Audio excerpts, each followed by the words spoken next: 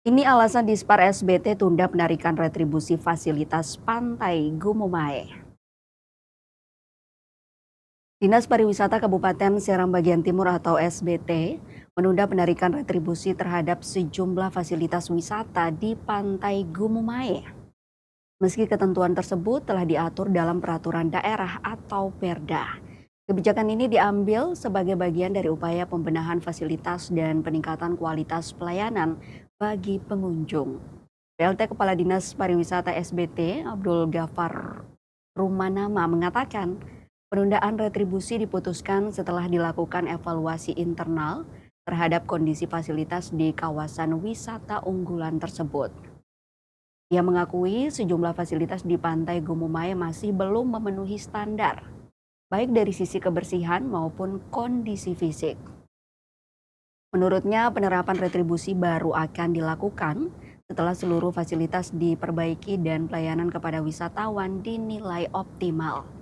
Lebih lanjut dijelaskan pihaknya menargetkan kunjungan dan pendataan terhadap 50 hingga 75% objek wisata yang tersebar di 16 kecamatan sepanjang tahun 2026.